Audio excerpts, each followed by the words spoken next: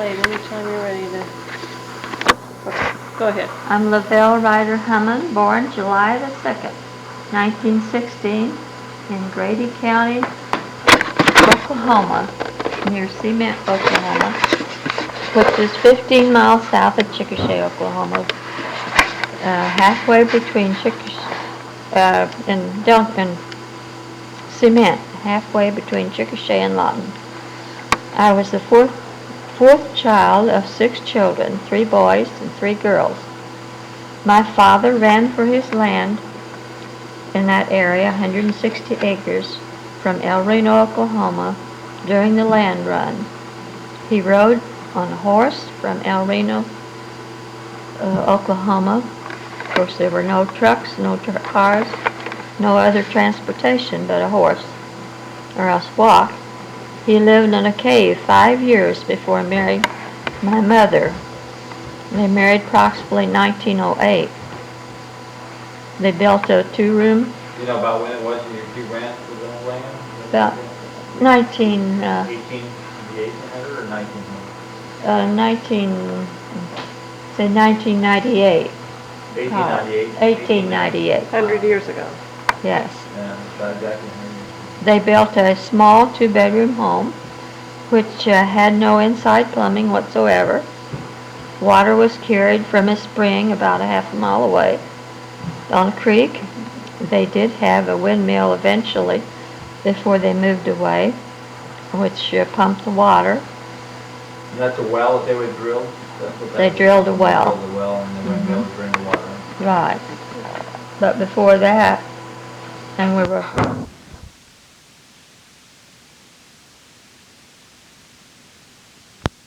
had a doctor only when absolutely necessary. Childbirth was always in the home. My mother was concerned about education after 5 of us were born there on the farm. So she insisted that we move to Chickasha approximately 1920. They purchased 40 acres south of town in Chickasha, and also one city block which had a small house on it that was across the street from the 40 acres. And they lived there and all their lives, the remainder of their lives, over 53 years. So I never knew what it was like to move. When I was 15 years old, we had a new family from Anadarko, Oklahoma, attend our church services of the Nazarene Church, which we went to at that time. Their names were Morris, the Morris family. They had a daughter and 2 handsome young men.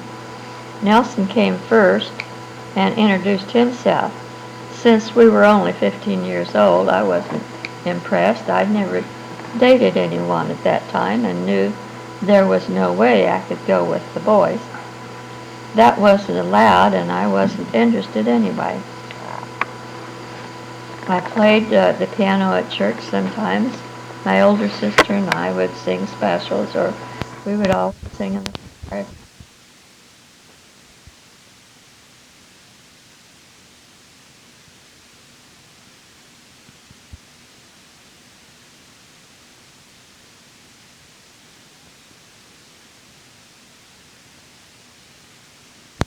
Church, or so I thought, after he moved to Chickasha, but I thought he was really interested. He started coming to my home and loved my mother's cooking. We always had lots of good food, and people liked to come to our home where the food was good and plenty of it. We always had extra people living with us also, many relations, and we had a older man, he long white whiskers, looked sort of like you think about Santa Claus, and he used to come every winter and stay all winter with us. And I loved Uncle John, I think his name was, what we called him. He was no relation whatever. I'd see Uncle John coming down the street in the fall of the year, and we knew we'd have Uncle John with us all winter. But he always had a white sack in his pocket, and it was filled with peppermint sticks. And he always saved that sack of candy for me and gave it to me. Of course, he told me I had to divide with the other children. Do you have any idea why he came in the winter? Well, he lived further north, and he felt like it was warm. And my father was one who, anybody needed a home, he invited them in, and they could come and they could stay. We always had room for more, and always had room for more at the table, regardless of who it was or how many it was. Where would he sleep? Would he sleep like on a sofa or something? Or? I don't even remember where he slept. But he lived with us every winter for many years. And he was a little short man, but he would help my mother. He would build her little things or fix little things for her. He built, I know, a little china cabinet for her, and he'd help build some closets or do little things that she needed around, because my father was always working in the field or going someplace, and he wasn't one to do carpenter work at all. So Uncle Johnny, he would do the carpenter work, and so Mom took care of him too. What did this house look like that you lived in, that you grew up in? How many bedrooms? We just had 2 bedrooms, but we had a sleeping porch too, which we made a bedroom out of and put plastic over the screens to make it a bedroom. Eventually, I guess it was finally filled in. So we had 3 bedrooms, but no inside plumbing and not even water. And we bathed. We always bathed on Saturday night, especially Saturday night. We had to take our baths for Sunday in a number 3 tub and set it in the wintertime. We opened the oven door and set it in front of the kitchen stove, or else set it in the dining room. Our rooms were big. They're not like little tiny rooms we have today, but they were nice big bedrooms, but pretty good bedrooms. You could have 2 beds mostly in each room, and then the sleeping porch in the winter, or in the summertime, but sometimes in the wintertime they had to use it too. Oh, we had a rollaway bed too, in case there were other people too. We had sort of a rollaway we could pull out and make a bed for somebody when we had extra people. So we seemed to manage and get along, and Full house, though, huh? it was a full house all the time. There were 3 meals a day. There was meat at every meal.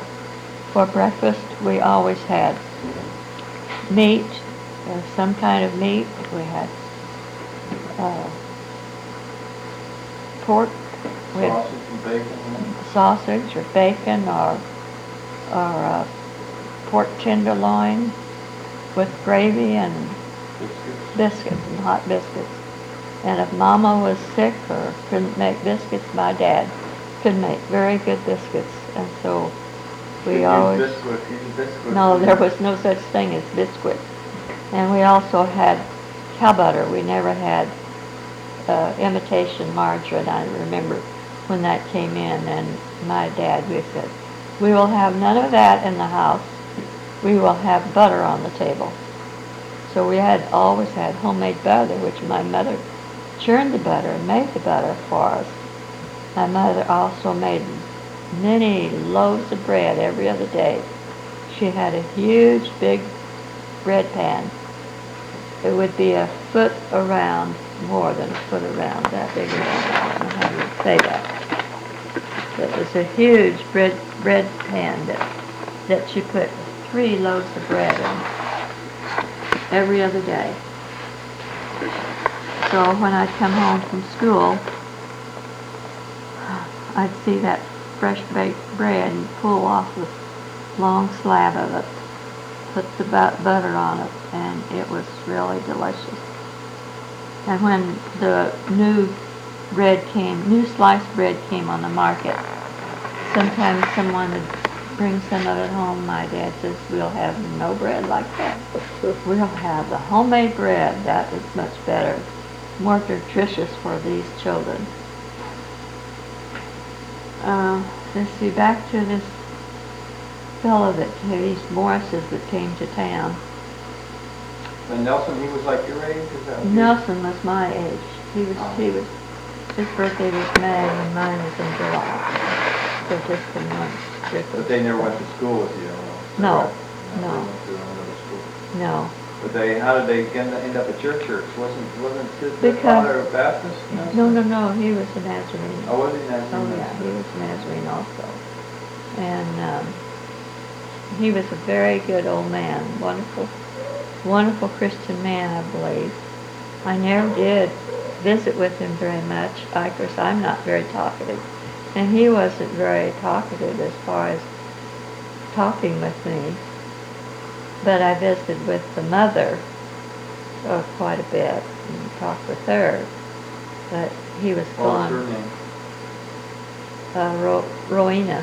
Her name was Rowena. Rowena.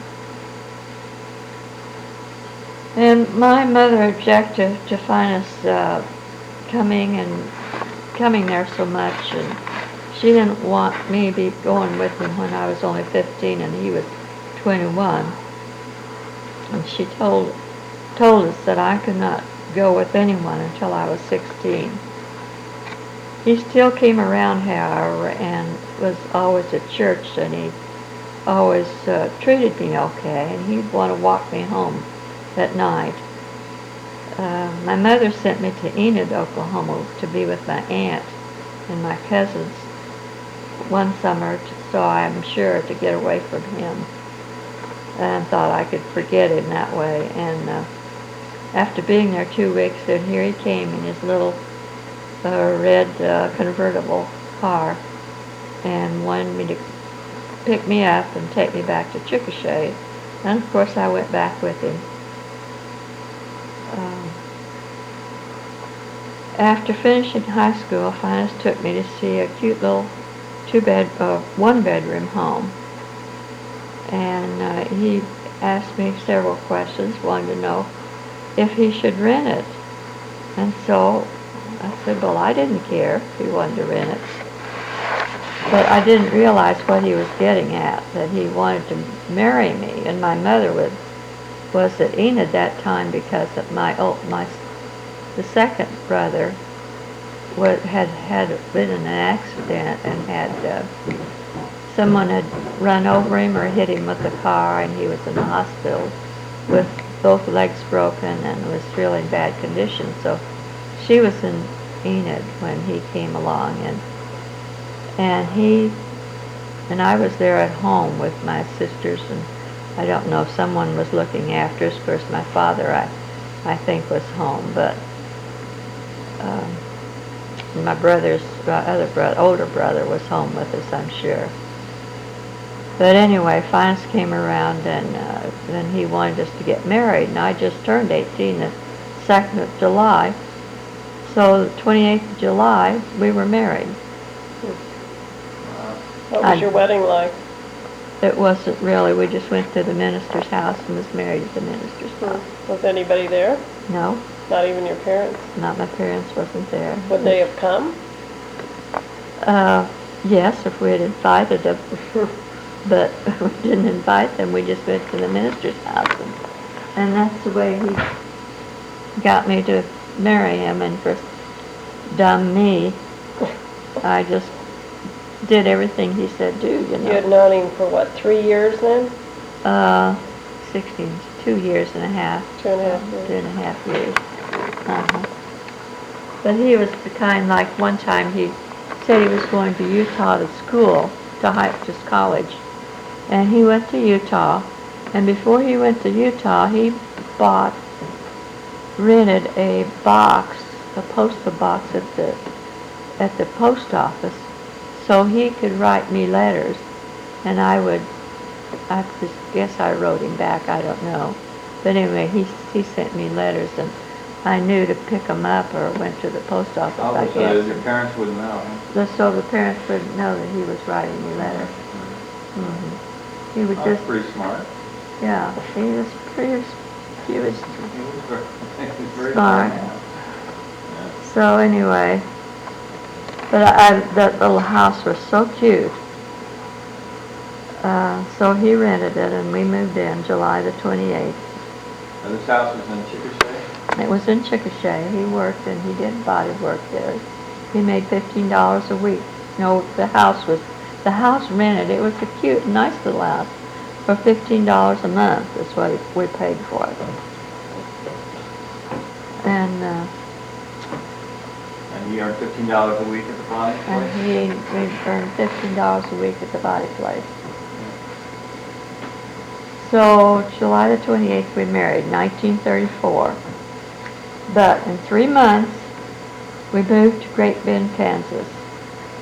He had a job, got a job there, and which paid more money. I don't remember how much he made there. He made quite a bit more there because he worked a lot of overtime. And shortly after we moved there, then we just had an apartment. And then his brother came along and he lived with us, Nelson. Then it wasn't long till his father came along and he lived with us. And I did the cooking for all of us. And I did all of their laundry. I would iron. There was one thing I didn't like that I was very upset about was I would iron 21 pairs of pants and shirts every week. That was work to iron. White pants, white shirts. And that they worked in the body shop. I don't know how I got them laundry. So his brother worked in the body shop too? They both. That's when he was training Nelson. He trained. He trained Nelson. Nelson, see, he had to help his folks. Huh. I guess, I don't know if he'd helped his folks all this much before or not. But anyway, I was Were your parents upset with this whole arrangement? they didn't know what was going on up at Great Bend. Were they upset when they found out you had gotten married? I know my mother, I know it broke her heart. But now I can realize how stupid I was. But she was so upset because, see, my brother had died. He was working up at Enid and he was hit by this car and he died. And Was this the one you were talking about that was in the hospital before, or this was a different one? There's one that was in the hospital before. Ray was his name, right? Ray, one that died was Ray. Yeah, he was riding a bicycle and somebody hit him or something? Yeah, it was night, I think, at night. Was he, but he was injured, but he didn't die right away? No, he lived a while. He died within the month. Oh, really? Wow. Because he was up there in the hospital and they were up there with him. Yeah. It broke both of his legs and the car hit him and run over him. I'm not sure of all the details of that because I was too young to maybe even be too concerned about him, with all was going on in my own life. Right. So, How'd your brothers feel about Dad finding? Paul was just getting married himself, and I think Gertrude had moved. Paul, my oldest brother, I think they had moved in the house at that time, about that time or shortly after, and they didn't say anything. They knew they could, And my dad, sometimes I know one time before we were married and my mother was so upset about me going with him, and my dad took me on his lap and he loved me and tried to talk to me, and tell me that he didn't want me to get married so young, so, but it didn't stick, whenever finance would come around, and I think I just married to have something to do because back then girls don't work. And my older sister had left And then this brother was killed. And Who's your oldest sister, Fern? Fern, yeah, she was just older. And then Paul was getting married, and I don't know if he had moved out or if he was moved in the house maybe after I left. But I know they lived there with the folks after I left. Oh, Paul lived there with folks? For, I guess, about a year. I didn't. Uh-huh. And before they moved out. But then that left Mom really with only the two, Mary and Otis, there at home. And I'm sure she was very broken-hearted about it all and missed me too. Yeah. So did parents write you and stuff when you were in Oh, my grade mother always wrote me every week old. Yeah. Yeah, as long as she could write. So, I lived at Great Bend 1 year. Now, how did you get to Great Bend from, I mean, that's quite a... I hate to tell you this, but the way we got there, and I'm embarrassed and why I was so stupid that everything Finus did, you know, well, I went along with him. But some guy, was taking a load of liquor. That's what I found out. I didn't know it till I was in the car. Maybe we were already there. But he was taking this load of liquor in the car to Great Bend or someplace that way. Bootlegging liquor. Prohibition time. He was from Anadarko, one of Finus' friends. And I didn't know it.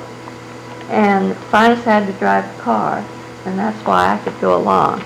And this stupid guy, we all sat in the front seat, and he laid his head and slept all the way up there with his head on my shoulder. And I think about that sometimes, and it just burns me up to think, how stupid can you be? But I suppose maybe they had the back end of the car. I don't know where the liquor was, and I didn't know there was liquor till Finus told me later. Yeah, that's what he was doing, was driving this car up there for this guy. But as far as Finus drinking liquor, I never saw him ever drink liquor until about the time we were divorced. It was after he came back to Kansas City. Is that right? And from Concordia. So anyway, after living in Great Bend about a year, then we moved to Wellington, Kansas. And I guess he was doing body shop work, I can't remember.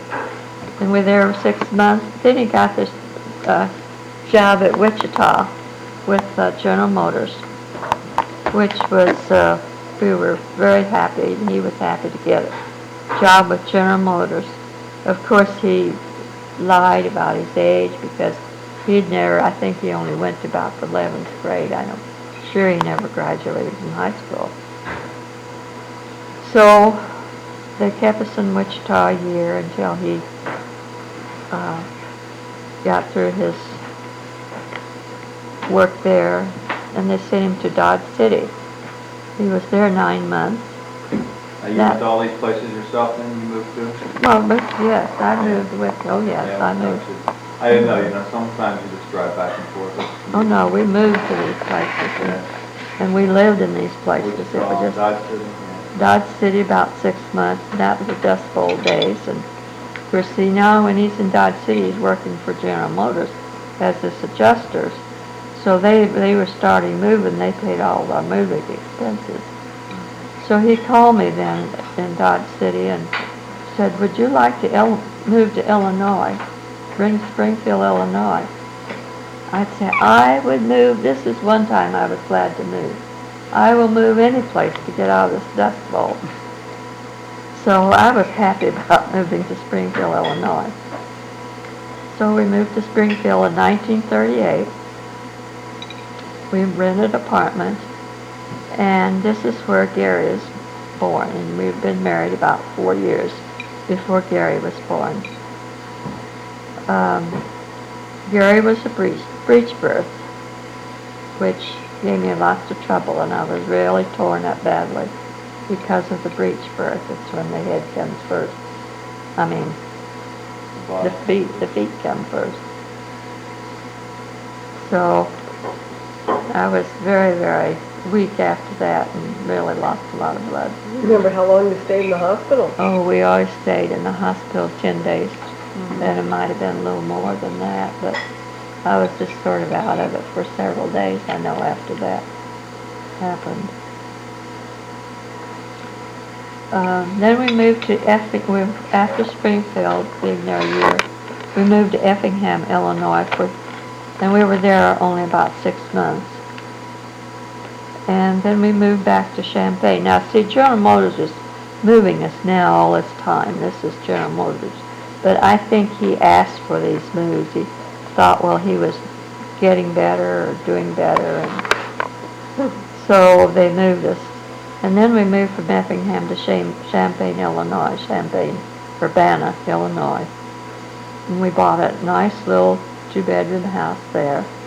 Nice new home for $5,000. If you can believe it. And that was back in 1938.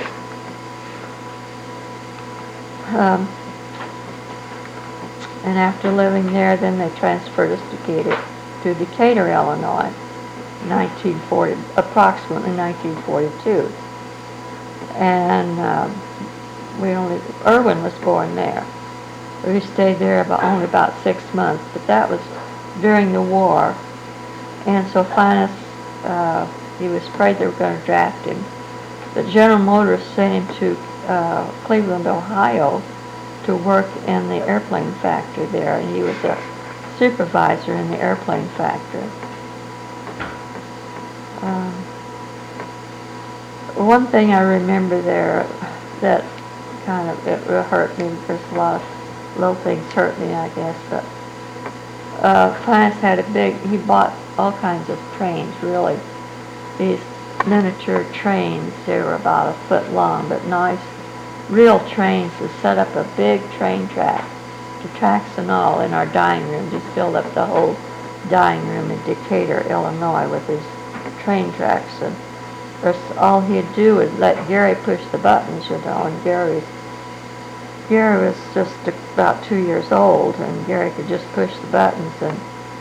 But what happened was he had a nice little train track, just a little toy track for Gary that Gary could wind the train.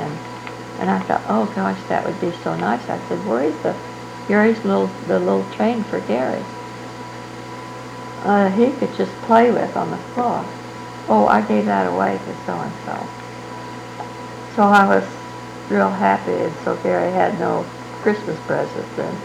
And I wasn't able because I had Erwin as a baby, and I couldn't get out and buy him anything. But Finance did let him push the button on this other track once in a while. So after being in Cleveland, Ohio for 2 years, well, when we were in Cleveland, the airplane factory, Bob was born. So, Nelson ended up there too, didn't he? oh, yes, Nelson went there first. Then Finance followed him up there.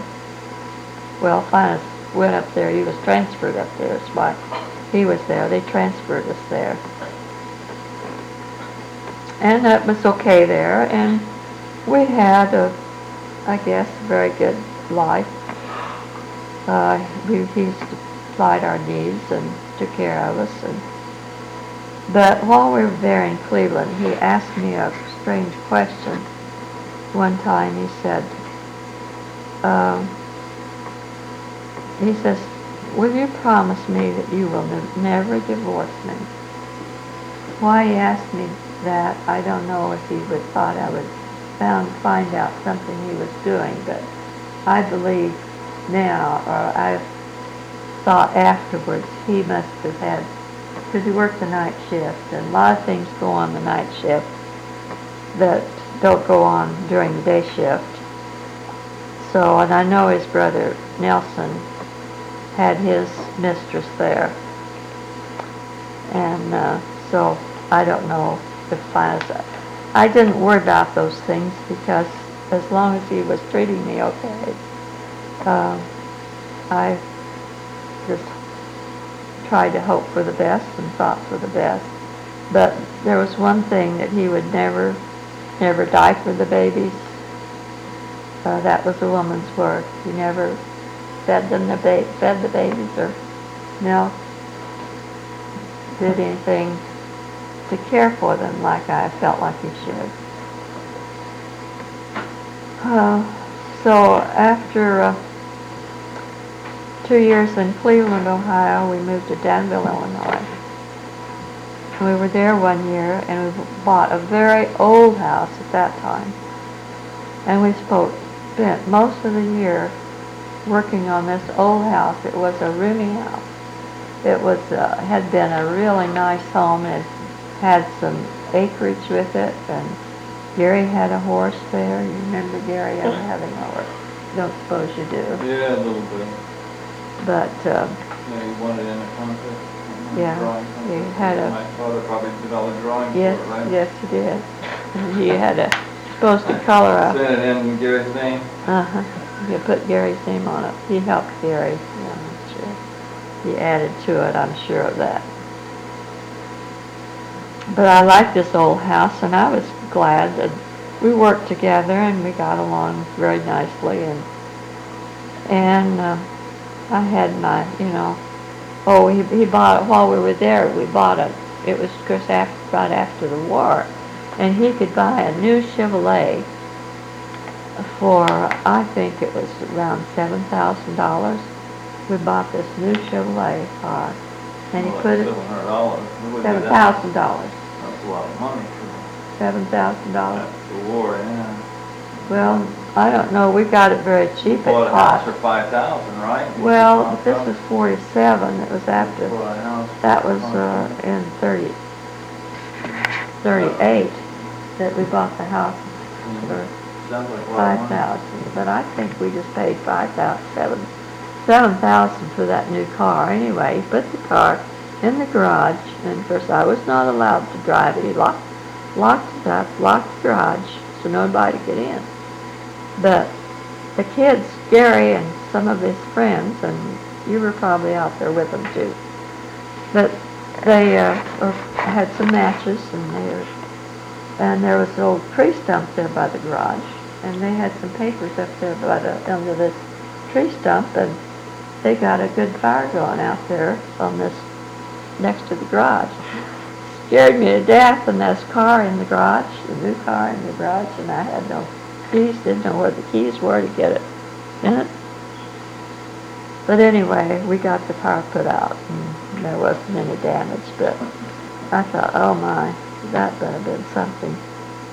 But it would have been Finis's fault if it was burned up, because It would have been his fault. well, he locked the car up in the garage and didn't tell him what keys was. I wasn't allowed to drive it.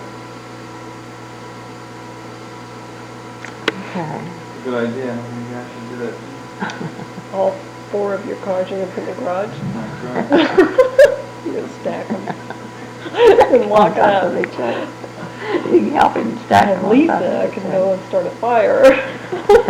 Molly can say that. Any of us are capable Molly of might. starting fires. Okay. In 1946, we moved from Cleveland to Danville, back to Danville, Illinois, as an insurance adjuster for General Motors again. Danville, well, that's where we bought this old house. We spent most of our year there redoing the house, and it had the upstairs, and we papered, we painted, and he did the kitchen, and a lot of things to it. I remember one thing about, got mad at Erwin and Bob. We had sort of a little breakfast nook off to the side, and I was back in the kitchen part cooking something for them, and while I was back in there, I looked around, and I saw them both run the mashed potatoes. Erwin and Bob. Sweet little boy. Yeah, they were sweet little boys. Then after Danville, we moved to, all it did to see was move, it seems like. Really? July 1947, I was 46. Now in 47, he decided he wanted to go back to Salina, Kansas. They would move him back there. He had been in the Wichita area where he started out with General Moses. And he asked to be moved. A lot of these moves were he asked to be moved, you know. Of course, I was glad that he moved to Cleveland, that they moved him to Cleveland, so that he didn't have to go to war. But anyway, he asked to move back to Cleveland. I loved Illinois. We lived in Illinois practically 12 years altogether was our time in Illinois. Beautiful state. At those times, how often would you go home, like, go back to Oklahoma then? Well, we went back to that's the only place we went.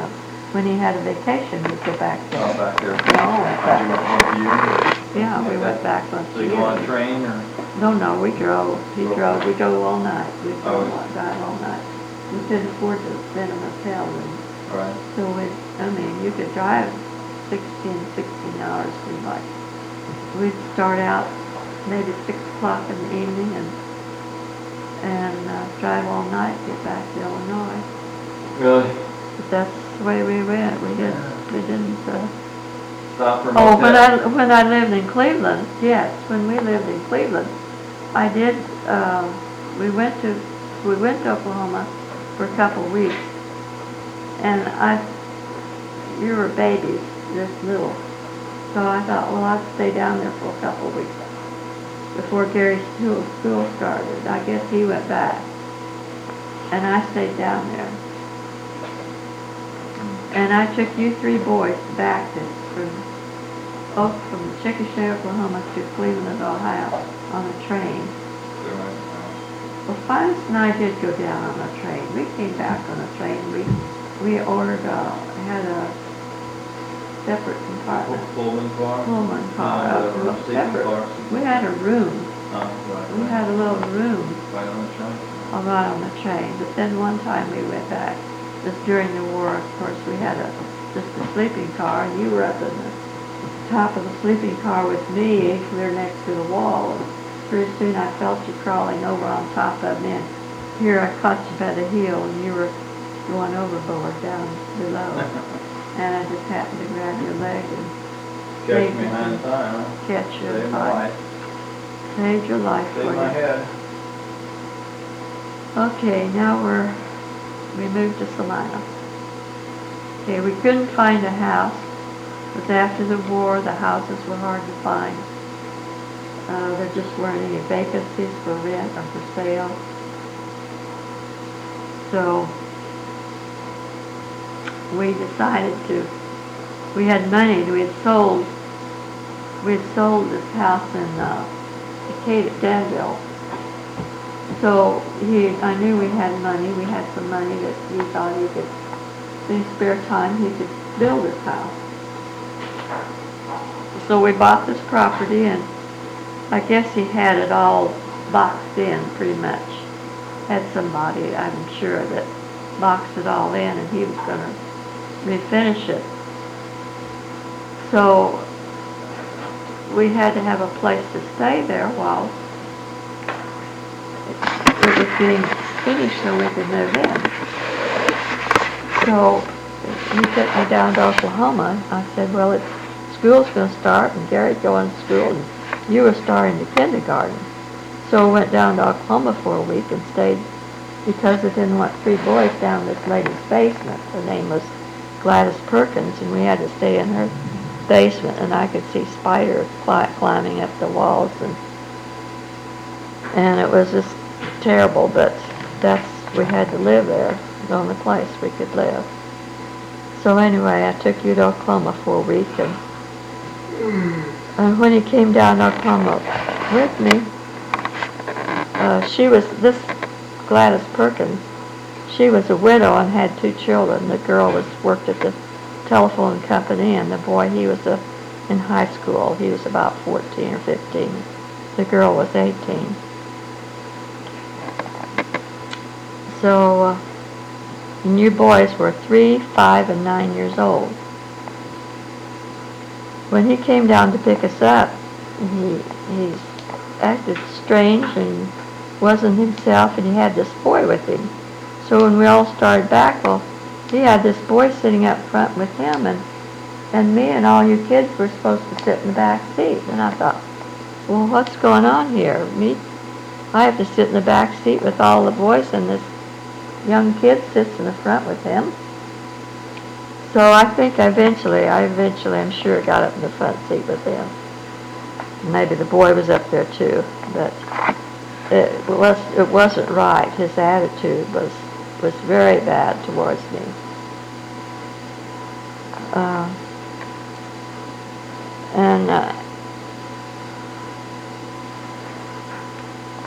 After going back to Salina then, I just wanted to stay upstairs all the time and with this lady. We'd play cards. We'd all play cards, but he was always wanting to be up there with her. And one time we went to the theater. And this is what opened my eyes. We went to a theater. It was a drive-in, you know. You drive the car and you drive in theater. And so we were at this theater watching this show, and I was sitting up the front with him, and he put his arm over the back seat, but I noticed he never put it around me, and it always dropped down, and she was sitting up there, and she was holding his hand all the time. So I didn't say anything at that time to her, to them, and but I felt so like something's going on. Something isn't right here, because his arm was always hanging over the back seat, and I thought, and I just knew she was holding his hand. So I asked him about it when we returned home, and I said something to him anyway about her and about what was going on, and I said something isn't right here. And so that's when he told me, well, he didn't love me anymore. He loved her, and he wanted a divorce. And of course that was my first time of ever being, really, I just yelled like somebody stuck me in the heart with a knife. And so, you know what, I'll tell you what I did. I believed in God, and when I was a child, I gave my heart to the Lord. But I had let Him control my life until I never thought for myself. He did all my thinking for me. He was my God, really. He was my God. You looked up to him? He was, yeah, I looked up to him because he treated me well. And Up to that point. yeah, we never had sex before marriage. And I didn't believe in that. And he never tried to have, and was very nice.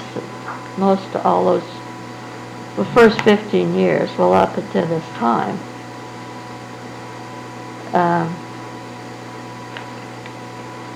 So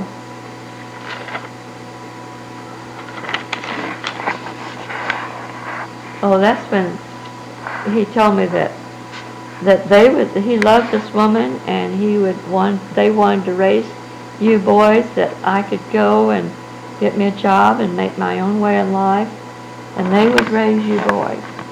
She was an older woman than he was.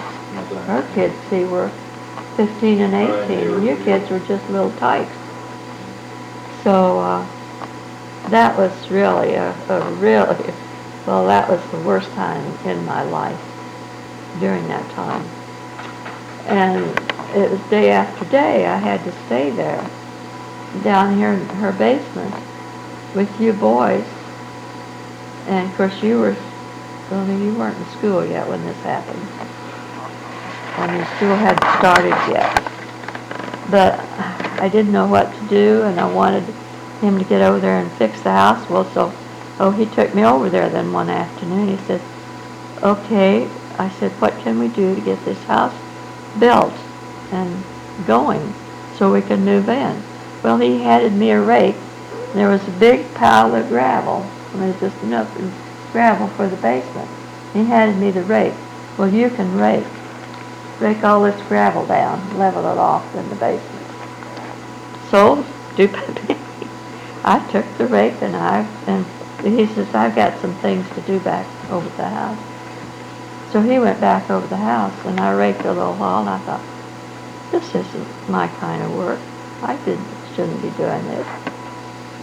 So I went back over there, and then what was he? He was over there making love to her. So, one good thing that then she was always making fruit drinks, and put oranges and fruit drinks, and serving us,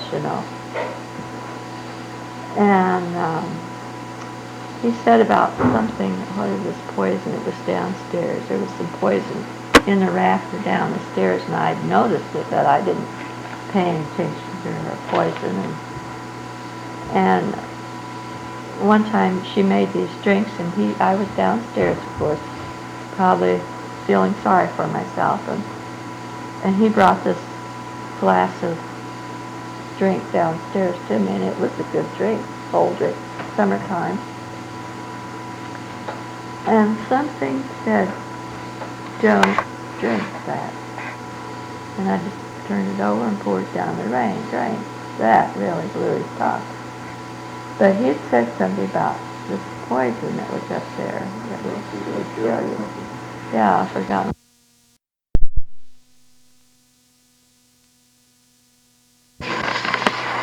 Erwin had to have a flu shot, or you had to have a smallpox. You'd had a smallpox shot, but it didn't take, so I was taking it back to the doctor to have another one because that one didn't take.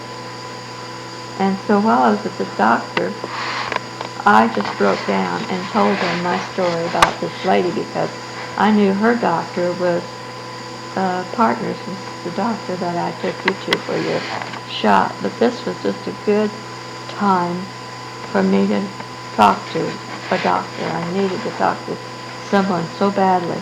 We had already been over to Wichita because I was crazy. There's something wrong with me because that was why marriage wasn't any good because I was That's what he told me. crazy. That's why he took me to a psychiatrist in Wichita. Because I was crazy. And something was wrong with me.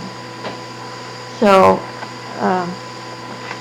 I told this doctor that I had been to Wichita. He said, that's good. He says, you go down there and you just let them, and he said, I'll talk to this other doctor that she goes to. She had to go to doctor. Had been all over years.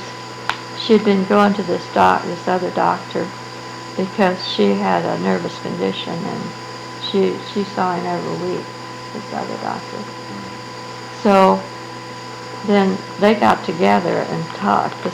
Your doctor that you had for the shot talked and told her what was going on with me, and he says, well, have you been doing anything to cause him to do this? I said, I never had. I've never known another man but him.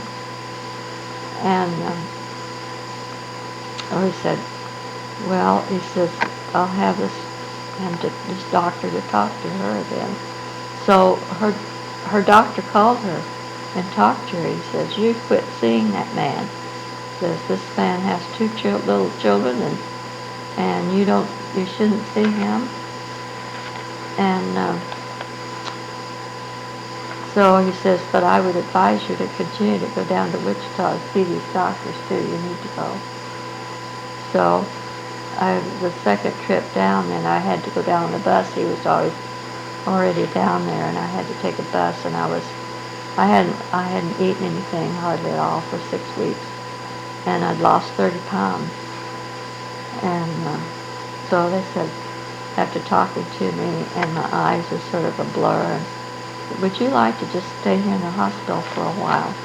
I said, I'd like to stay anywhere, but I can't stay there anymore. I can't go back there. I said, it's just too terrible.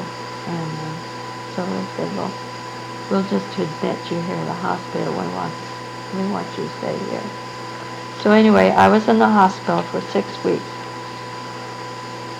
And I did real good. It was so good to be able to talk things out with these doctors. But they really, I don't know how they did it, but they really put a fight in me that I never had stood up to myself or never fought back with anyone. And I just made up my mind that I couldn't take things any longer. And they asked me, can you go to your mother's and stay with your folks for a little while? I said, oh no, I can't go to my mother's and tell my mother. She was so against my getting married to this guy that I couldn't tell her. I couldn't talk to her. So, well, don't you have a brother or sister? Well, my one brother's in D.C. and the other one, my sister, she's out in Kansas, and I couldn't get there. Well, I do have a brother in Duncan that I could go see, but they had to ask me that several times, different times before I'd ever get in. Finally, it was Thanksgiving time, and I said, okay, it's Thanksgiving time, so I'll go down and stay with my brother over Thanksgiving and tell him my story. So I went down to Duncan and stayed with Paul over Thanksgiving time. And he says, well, there's nothing he can do now, but he says, you go back, you live with him. As long as he doesn't hit you and really mistreat you, try to live with him. But he says, make him pay. He made these children. Now you stay with him and work things out. He says, but whatever you do, make him pay. If you have to divorce, make him pay support for these children. He says, whatever you do, don't take these children home to the folks to raise, because they raised 6, and that was enough for our mother to raise 6, and they don't need 3 more children to raise now. So don't go back to the folks and take your kids back to the folks. So I took his advice. It hurt to think that I had no place to go at all, to live, to get along. So I went back to Wichita from his place. The doctors had told me, don't go back to Salina. He says, you come back here first before going back to Salina. He says, after you leave your brothers, you come right back here to the hospital. So they kept me there for another week. And they told me, now whatever you do not go back in her home to live. And while I was there at the hospital, she would come with him, and they'd bring all you kids, and you'd sit out in the car, you and her, you'd stay in the car with her while he came up to the hospital to see me. And yeah, I remember her a little bit. Yeah, vaguely. So I went to the lawyers, and he said, well, do you want a divorce? I said, no, I don't want a divorce. And he says, well, if you don't want a divorce, why don't we just file for separate maintenance so you can get some money and have him give you $150 a month to take care of these children, and maybe he can get the house finished before you can move in the house. So that's what I did, and I strung along with that. So that's what we filed papers for him to give me $150 a month. And that was the first time he'd ever handed me out any money like that by the month to buy the groceries with. But when I got back, I thought, he'd have this house finished, the basement finished anyway, and he'd do some work on it while I was there in the hospital. Came back, he had not done one thing in this house. So when I came back at night on a bus. I went to his house, the Perkins house, and it was late at night, about midnight. I came in on that bus and asked him for some money so I could go to a motel And he didn't even offer to get up and take. I said, is the house finished so I could go over there and live in the house or sleep in the house? Because the doctors told me not to come back here.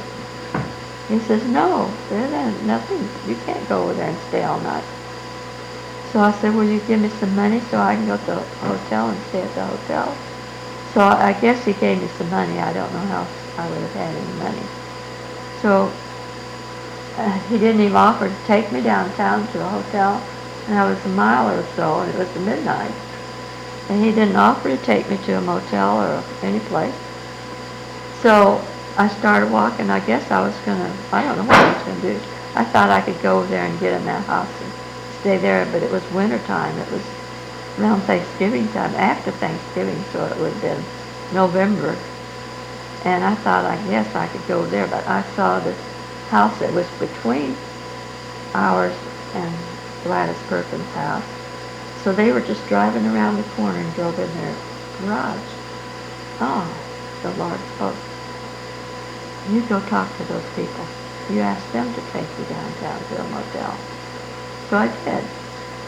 So I went to them, and they went into the garage. I just walked over there, and I told them who I was. And that I was the mother of the boys that lived over there in Perkins' house. And I'd been in a hospital. And I told them all the whole story then, and would they take me downtown. So they took me downtown to a hotel. And I was so embarrassed to walk. I'd never walked in a hotel. And when I paid my night's fee, I walked over to the elevator to go up to the room. Looked like the whole of men in that building, in that room, all went up and got on the same elevator. I was so embarrassed. I guess they thought I was a prostitute coming in. They wanted to know what room I was going to, I guess. Probably because you're such a pretty lady, imagine. Oh, I was so embarrassed. Just could have crawled. So I got in my room and I put a chair up against the door and I probably cried all night or something. I don't know. Anyway, I think, oh God, what can I do? And I happened to think about a girl that I'd known in Wichita. Her name was Ruth. I can't remember her last name. So the next day I called her and I told her my story. She had a husband and 2 little girls. And I said, Ruth, would you take me in for a few days until I can get him to fix the house for me so we could move in the house? And of course she didn't even know I was in town. Well, I don't know. Of course I was new, see, there. But I learned that heard she's there. So she took me in for a couple weeks, which I was so thankful for. And he got busy and got a electric line, 2 months ago. He got electric line over there into the house after several weeks, and moved some furniture in and moved the bed in, and I got some bedding, and I don't know, because he didn't move in with me, but I guess I don't know, maybe I was there by myself. But anyway, this lady that had taken me, this man and woman had taken me to the motel, she called her friend, Violet Jones. Violet Jones was a big fat lady. She's diabetic. And she came that morning, next morning I was there. She had arms full of big sack of groceries and stuff, and she knocked on the door, and of course I crawled out of bed, and did you get out of this bed, and I'm going to help you get this place straightened up, and things are going to work out for you. She says, I know just what you're going through, and we're going to get this place straightened, cleaned up, and fix this place. So that's what we did, and she was at my house. To me, she was an angel of mercy, and she understood my problems, and she wanted to help. So she really saved my life and helped me clean up the place and get things going. And since we had one stool down there and one lavatory and one electric cord that brought a light in down there to the basement. And we could have drinks and we could make sandwiches. And I think maybe you boys were still over with Gladys. He hadn't brought you in yet, I'm not sure what all. But anyway, that was the beginning of it, if it hadn't been for Miss Violet Jones walking in like she did and being my friend, never knew me, never met me before, and said, we're going to get things straightened up here and things are going to happen and work out for you okay. And she came every day, every morning she was there. And so we finally got the place straightened up, and we'd do a little bit of work downstairs and upstairs, and then since there was only one electric cord there, then I looked in the paper. I saw in the paper where there were some electricians that needed work, and they would come out, and so I called them. They would come out, and so I called them. They came out, and I knew found out where the money was. He had put our money in the savings and loans. So he never would tell me where anything was. So these electricians, they came out and did all electrical work in the house. And of course he fussed about it and said, well, you'd have had a whole lot more electrical work if you'd left it alone and let me do it. But I couldn't leave it alone. I had to get things in order.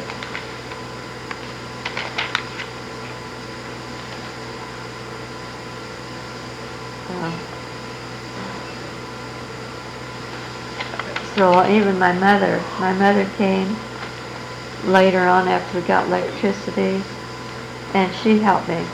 We had some insulation there, so she'd help me, and we put up insulation as much as we could, and as much as we could work, and we'd work at it and put insulation in and do different things to get things to moving along. Should have another page here.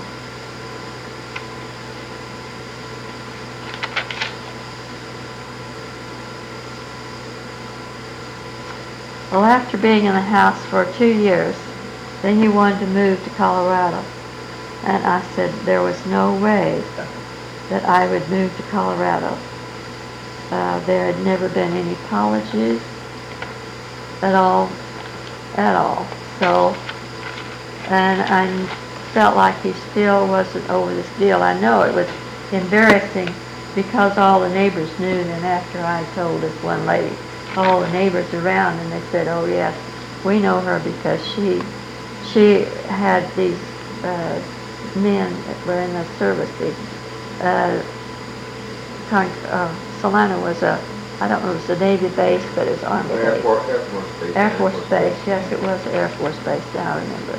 And so she kept a lot of people, servicemen, in her basement, in her home, and they said that they knew she had had affairs with some of these people that lived in her home, and made a division in families that had lived there before.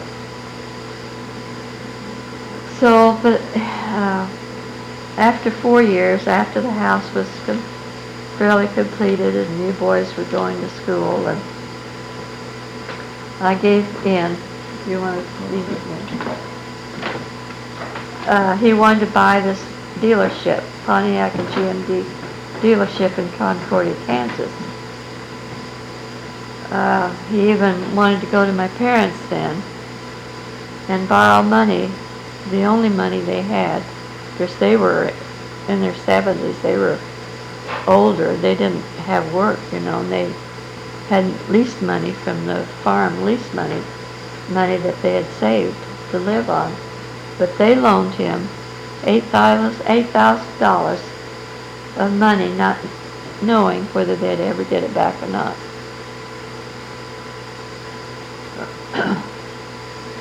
But they were that good, to give him money. So I decided then, after we got the business going, and we did have a nice lady that worked there, but I went in and I thought, well, I can do this bookkeeping and do the secretarial work. You boys were all in school, so I decided I'm going to go in there and do the work. And so I went to work in the garage. And I made sure that every chance I could get and saw extra money, I would send my folks the money to get their money back to them. And I'm so thankful that I was smart enough to do that, and I didn't even tell him. And I don't suppose he even knew. I don't think he ever knew that I repaid him. He wouldn't have repaid them. He would never. He thought, they were just wealthy people. If they weren't wealthy people, they had farms, but they didn't have the money, and they weren't able to work.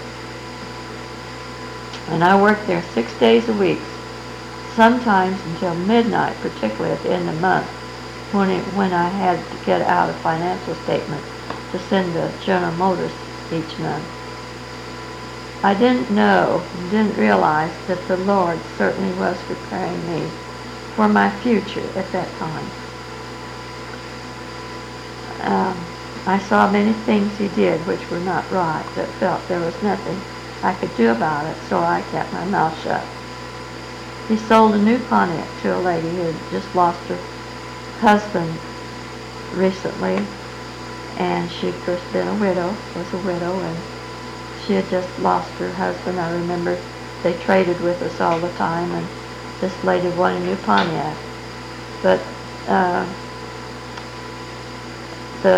I looked at the records, because I could see the records where we went in the red, $4,000 on this Pontiac, this red Pontiac, or the Pontiac.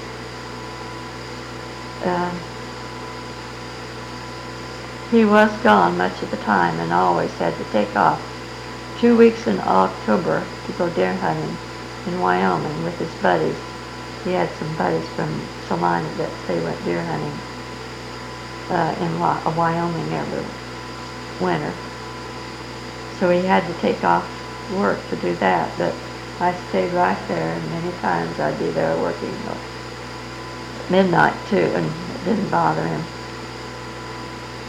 So after losing everything we had in the business, he sold it or gave it away, I don't know which, what was left. He did get a job, however, we were thankful he got a job with Mutual of Omaha as an adjuster. General Motors would not take him back. He went back to General Motors and tried to get a job back with them, but they wouldn't take him back. So he did get this job with Mutual of Omaha. And so he took that over. They had to go and be in Kansas City in January 1956. I thought this would be a great thing for us, and starting over again, and things could now work out and be wonderful. At least we all had our health, and he had a paying job again and could take care of us. And so we moved to Kansas City. He moved to Kansas City in January, and I had to stay there until July, until school was out, till I could sell the home. We bought a house there. I bought the home, and first, and I had to collect the counts. We had a lot of, from $5,000 to $10,000, I don't know what, quite a bit of money out that no people wouldn't pay, so I'd go send them letters and try to go out and collect, but I didn't do much collecting.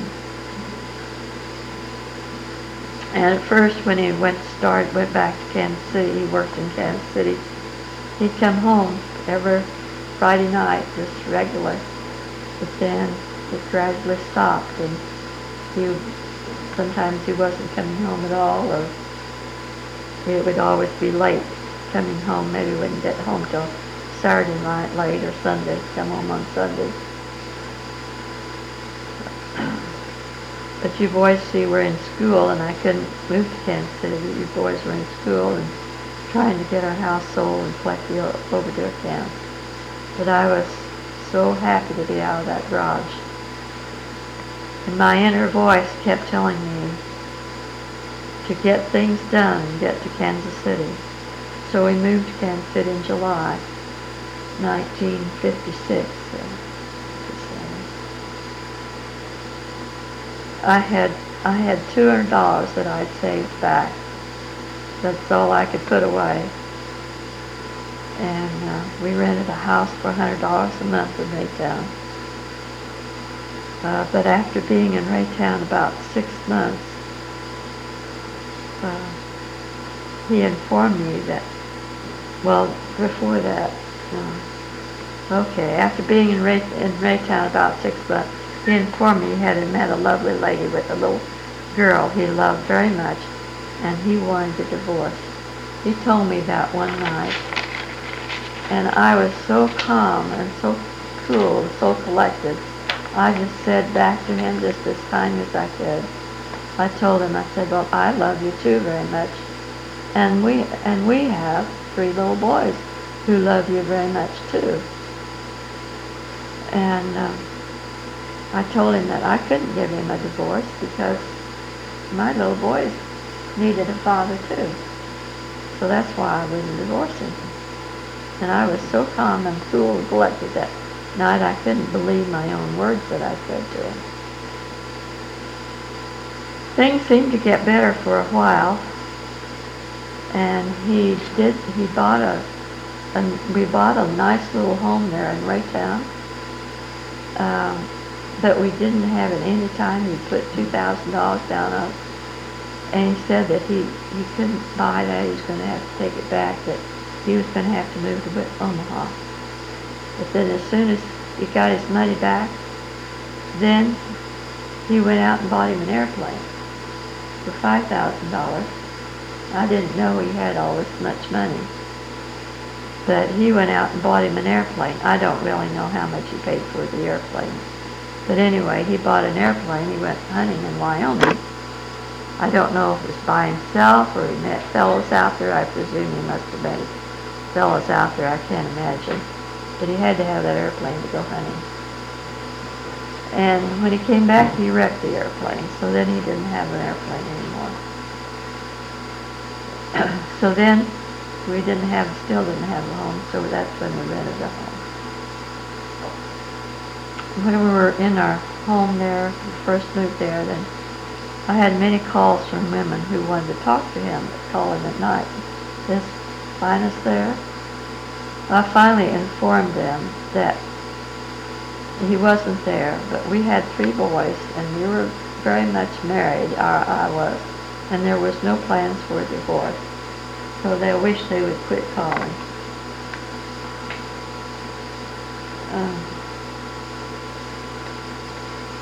But anyway, he informed me that I would need to get a job, and that I was going to have to help make a living, and I was going to need to get a job. So I need to get a job. So someone told me just get busy and go to business college and brush up on. I was went to employment agency, and they were giving me tests. Someone said, while I was taking these tests, I was putting little square pegs in round holes and taking tests for a job. And a lady said, why don't you go down there and talk to a counselor before you take any jobs? I thought, well, that's a good idea. I'll just do that. So I went downstairs or wherever it was, and I talked to the nicest man to give me wonderful advice downstairs and at the employment offices. He says, lady, you don't want to, I think I was applying for a job as a nurse in a hospital to carry bedpans. I didn't know what I could do because I never worked any place before in the garage. lady, you don't have any business taking that kind of job. You've got 3 children to take care of. You go back to school. You go back down here to business college, right down here just a little ways, and you brush up on your typing and your shorthand and whatever you have to do, and you go to business college for a while before you do this. You're not divorced yet, and he's taking care of you, so you do that. So I went right from there down to that business college and talked to them, and they enrolled me that day. And they said, enroll me for 3 months. You stay here for 3 months. I said, okay, so I paid for 3 months. Okay, I went 3 months, and I went in to tell them, well, this is pretty hard. Well, I just zoomed right through my bookkeeping. Did real good with bookkeeping, my English, but with my typing, I just pounded my fingers almost off. Every day, noon, night and day, to learn to get my typing speed up and type accurately plus speed. And they say, you need your typing. And some of those kids, there were 18, 19-year-old kids I was going to school with, and they were 40 years old. You're really eating your pie when you're going to school with kids that age. But they say, well, you sure spend a lot of time at that typewriter. And I said, I have to. So I just keep typing away. And then at the end of 3 months, I'd go in to talk with the principal and whoever. And he'd say, well, you need to stay a little longer. You need to stay another 3 months. And he'd talk to me and tell me I need to stay another 3 months. So I stayed another 3 months. Then I'd go in again and talk to him and say, I'd tell him I guess I better quit. No, you need to stay another 3 months. So I was at business college for a whole year. And spring came after the first of the year, and someone called, said we need a secretary in the accounting department, and be a secretary for the accounting department. So they sent me right up there. And I was the first one they sent up. And that's when I got my job with CPA and with Haskins themselves, international firm, when they did corporate work. And I did corporate work. So I worked for them for 2.5 years. And in the meantime, he sat down and talked to me, finally sat down and talked to me, and told me he'd give me $300 a month for you, $100 a month for you, and $100 a month for Bob, and $100 for me a month. That sounded pretty good. My neighbor, who was next door, I told her, and she understood our predicament, and she said, yeah, better take that, so we need to get rid of him anyway. But I didn't want to get rid of him, but I still told him I wasn't going to divorce him. Things I thought were getting better, but you think things are getting better, and but they really weren't. It's just my thinking.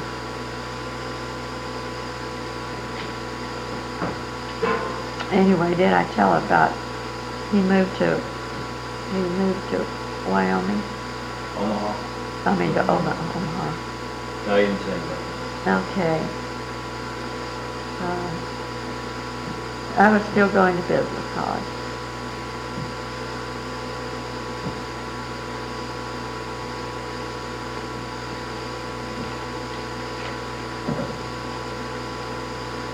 Well, after a year I did file for divorce at his request.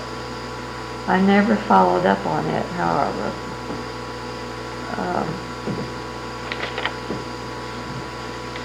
I continued to business college for the 3 years, and he gave me $150 a month, I think. for us to live on, and he moved to Omaha. He came home from Omaha then one time and asked me if I wanted him to rent a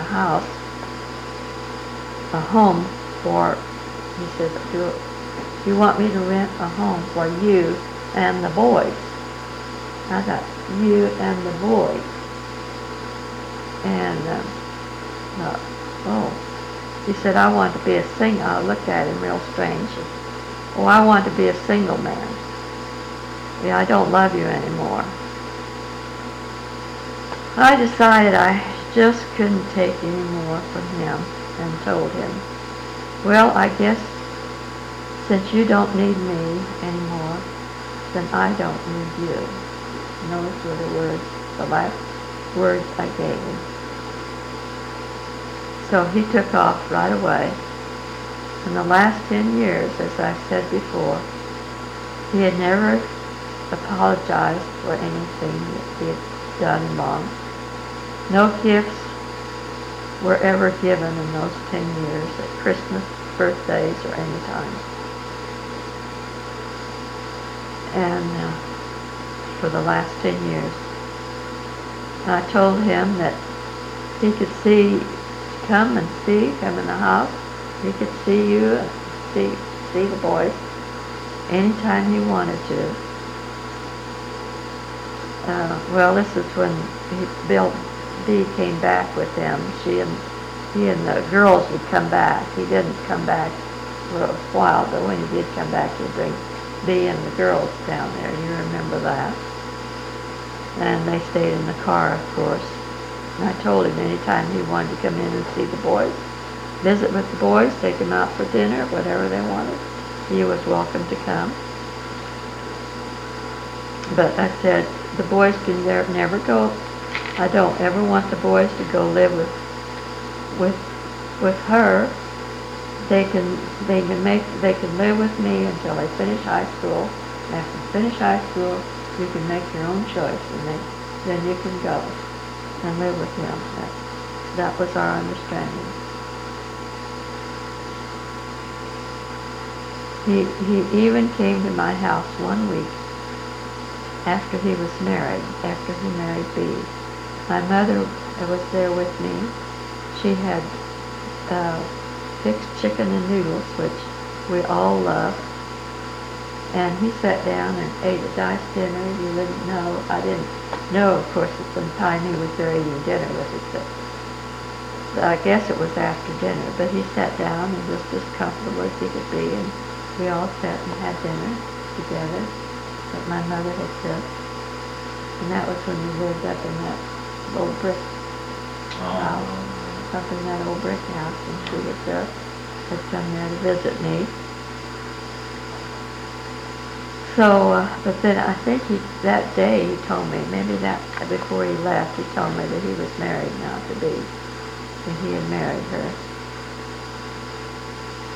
I always tried to find a Bible verse to suit my needs. I never tried to. There were many times I'd like to kill him. I'd kill him. Of course, I was very hurt and despondent, but I did try to find a Bible verse that would suit my needs. And my favorite verse at that time was, trust in the Lord with all thy heart, lean not to thine own understanding. In all thy ways acknowledge him, and he will direct thy paths. And certainly God has directed my path. And I have heard his voice, his Holy Spirit, speaking to me many, many times as to what I should or shouldn't do. You have that inner voice that the Holy Spirit will speak with you. Let's do unto others what you would have them do unto you. And God says, I am the way, the truth, and the life. And if you ask anything in my name, I will do it. And peace. And then there was a time when I was despondent. I wasn't peaceful. I didn't have any peace in my heart. I couldn't find the peace. And first I tried to think, well, what did I do wrong? What did I do wrong? caused this? Well, first thing is I didn't listen to my mother when I was a child. Didn't seek her advice. But God gave me peace, and I have peace now. God says in His Word, peace I leave with you. My peace I give unto you, not as the world gives, give I unto you. Let not your heart be troubled, neither let it be afraid. And that is what I believe in, is let not your heart be troubled, neither be afraid. God is there to intercede for me, and He has always been with me to guide me and show me the right way, not the wrong way, but the right way. Yes, I made lots of mistakes. I'm not perfect. I'm a human being, and can make just as many mistakes as anybody else. But I have tried to do what was right. I think you did a good job. Very good thing. So that is the story of my life. And I just thank the Lord that I had good Christian parents to show me the way as a child. Of course, I wasn't obedient. You know, I took His way instead of listening to my mother.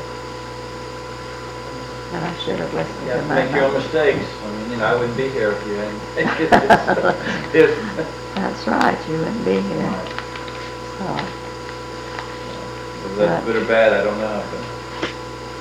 But that's the story of my life. Both of you did the best you could do, and that's all you can do. But I'm so thankful that I was taught that there was a God who created the heavens and the earth and created me. My favorite verse in the Bible, my favorite chapter in the Bible, I'd like to read it, is the 139th Psalm. That's the 23rd Psalm. No, I like the 23rd is good too, but the 139th Psalm tells it all. It tells that I knew you before you were created in your mother's womb, while you were created in your mother's womb. I know your thoughts. I know your good times, your bad times. I know all about you. That is in the 39th Psalm. I should have it before memory. I used to read it, but many times I read it day after day after day. And the last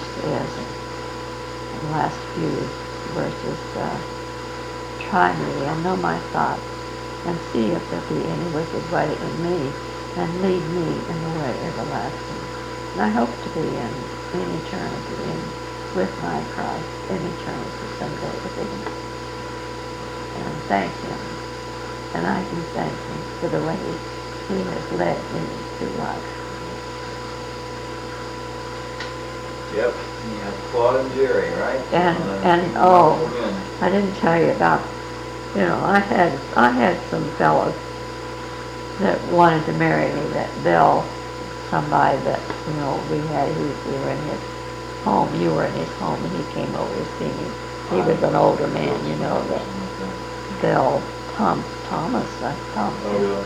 I think his name was Bill Thompson, I don't know. But anyway, he had that little girl, and you went with us one Thanksgiving up to his mother's and his sisters and brothers, because they liked me, and he wanted to marry me so badly. And I asked my dad, my mother and father were there after, I think they saw him and met him even.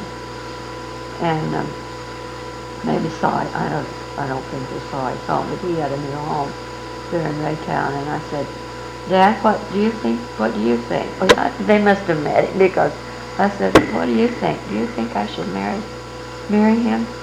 Yes, I think you should marry him. He's got a nice home and seems like a nice fellow, and he'd take care of you. Well, he'd been married, I think, once or twice before. Anyway, then I asked Mom. Mom said, well, you're the one who has to live with him, so you're the one who has to make the decision. It's your decision to make.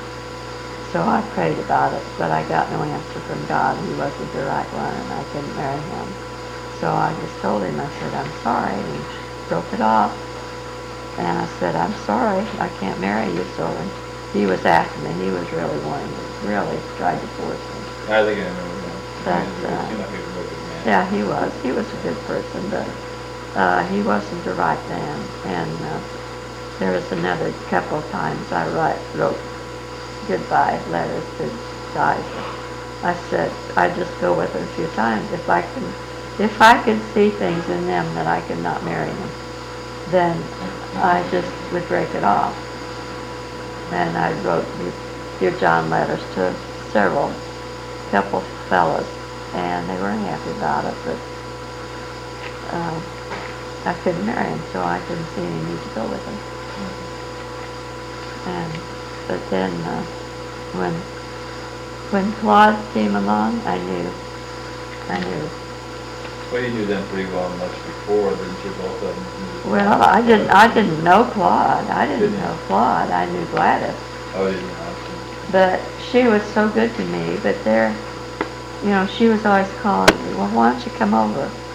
Or would I bring her a malt or him or something to eat? He worked at nights, and so I'd go over there and sit with her at night.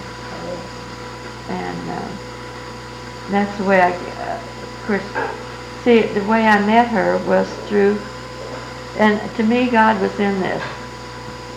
We lived there by the mall, and we lived out there on Cottage, that first house, on Cottage. We rented it. And I had to go to, Mom had come and she wanted me to make a navy blue dress, silk dress. And so there was no mall out there. So I had to get a bus and go into town. So I got on this bus and went into town. Well, who would I sit by on the bus to town but Gladys Adams? I sat down by her. Just to go to town and get this happy yarded material to finish Mama's dress. Because we'd already been to town to get the material, get the whole dress, but I liked the happy yard. So then I got the material and jumped right back on when the bus was going back out. Got on it going back out, and Gladys was on the bus again. So we really had a conversation, and she was just yap, yap, yap. She was a big talker. And she says, well, where do you go to church? They had just moved to Raytown also, not too long before that. So I said, well, we started, the closest church was the Methodist church, and we started a church there. I said, but my husband's gone, and so I didn't know, if we would be going, what we would be doing. And she said, well, why don't you come and sit by me, because my husband he sings in the choir. So I would go and sit with her in church, and Claude would be in the choir. So I didn't get to know him till one time I went over there. She asked me, us and the you boys. He was gone someplace out of town.